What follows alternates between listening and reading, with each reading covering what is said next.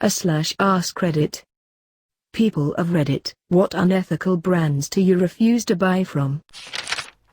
Lumber liquidators should be on here.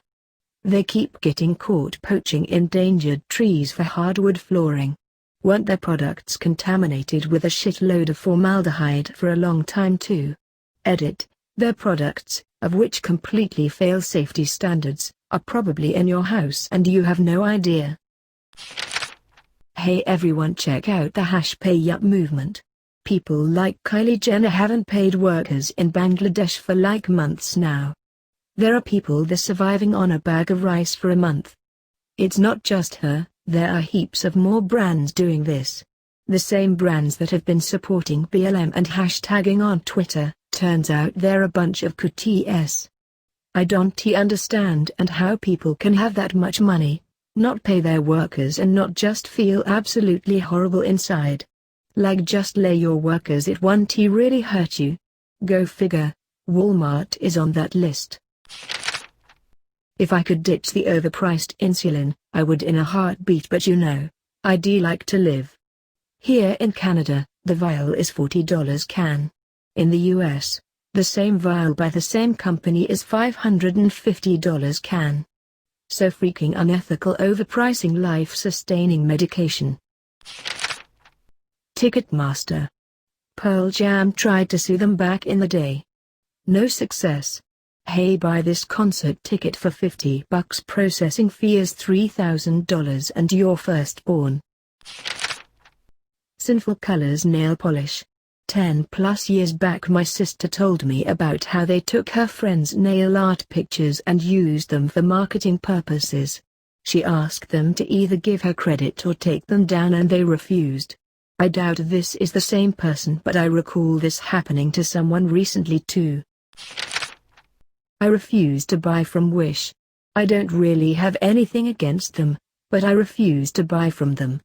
I don't know why. The cheap scam alert just starts ringing in my brain when I see ads for them.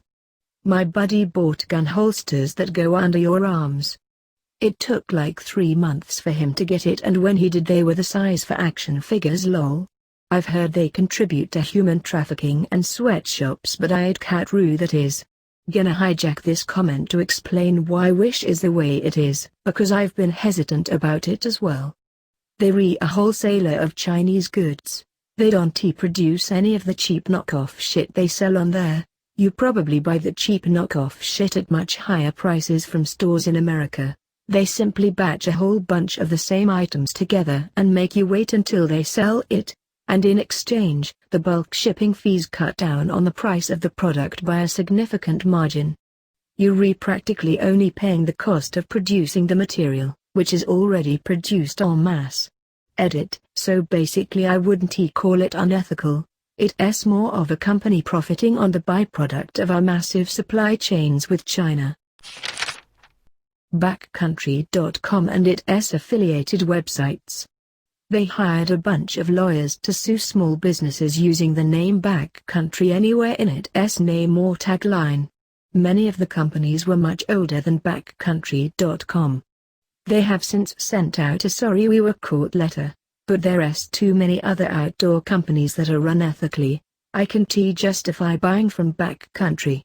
Susan Komen Foundation does this to anyone who uses for the cure.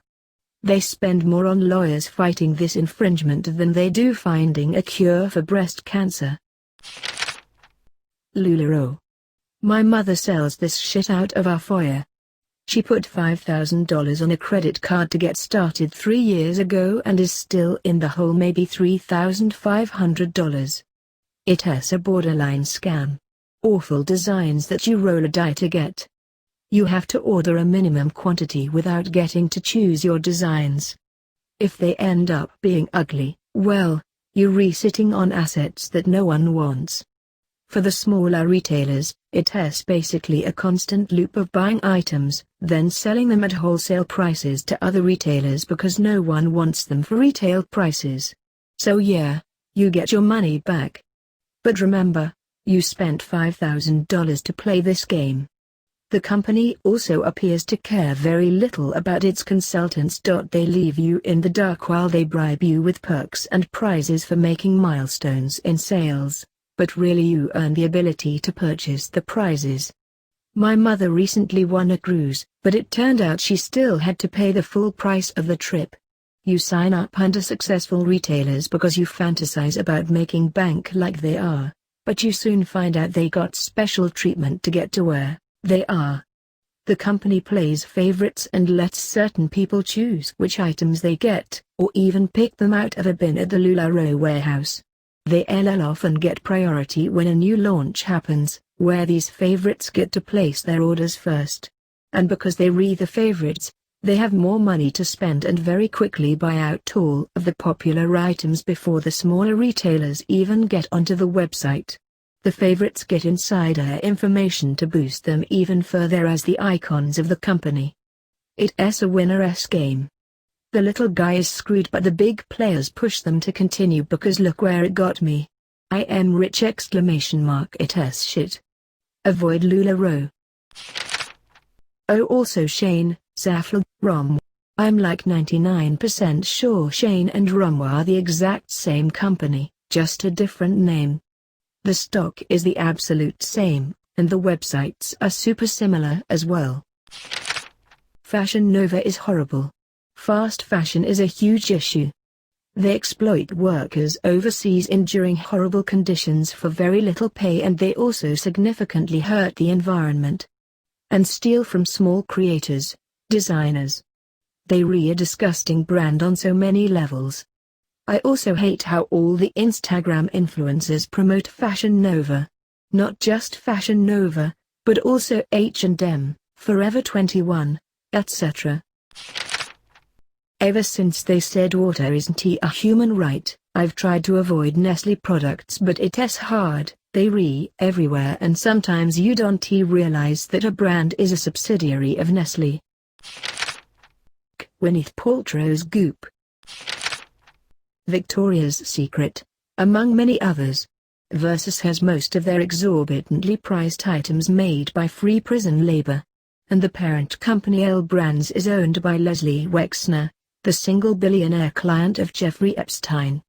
He willfully or ignorantly handed over financial control and funded a monster.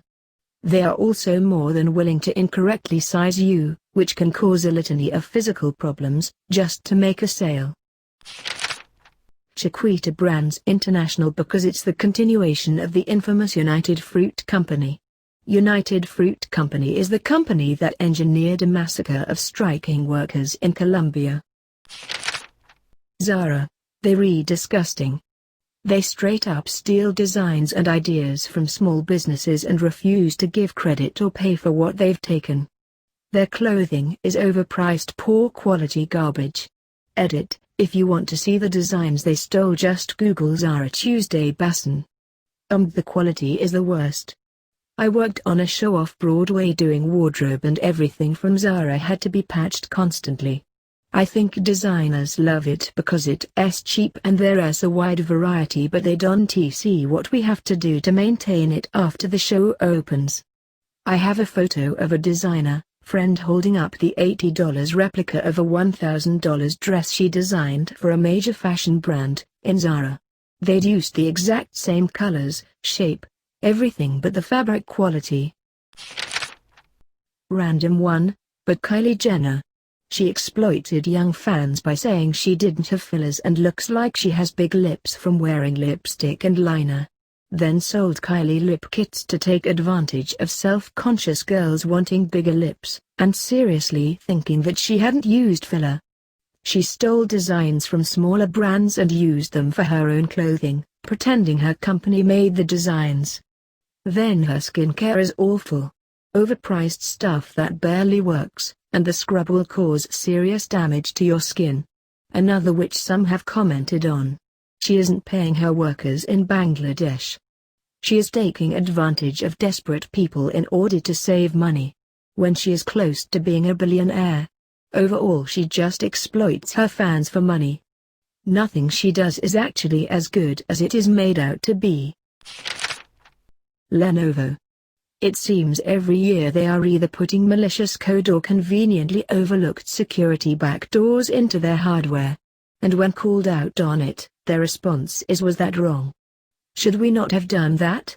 I have laptop from Lenovo that constantly drops the Wi-Fi." Googling the issue shows it's a common problem, but none of the recommended solutions have worked for me. So annoying. TikTok. It's basically Chinese spyware. Not basically, it is Chinese spyware. Walmart and Amazon.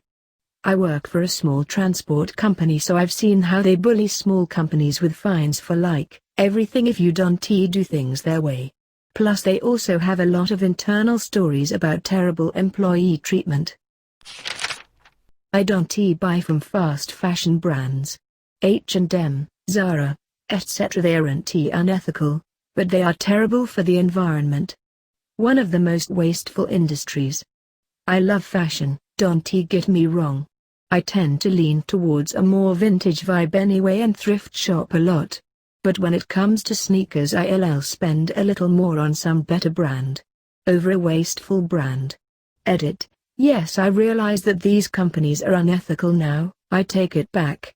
I completely forgot, my bad. Anything I see in an ad on YouTube.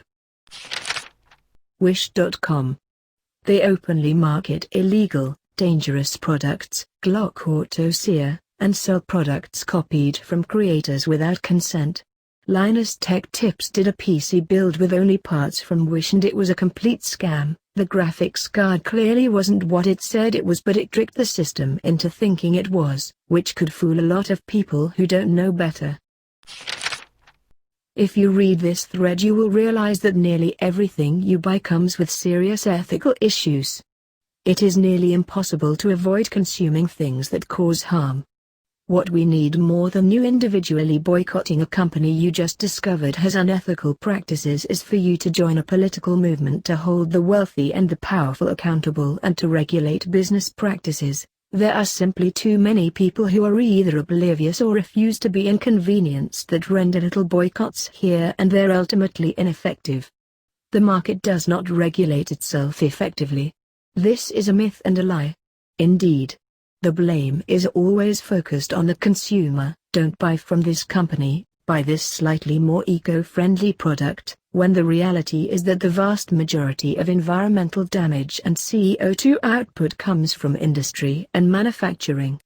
It's a direct failing of the world government SIMO. People always say that we need to pass more laws to protect the environment, but we already have a zillion of those that just go unenforced.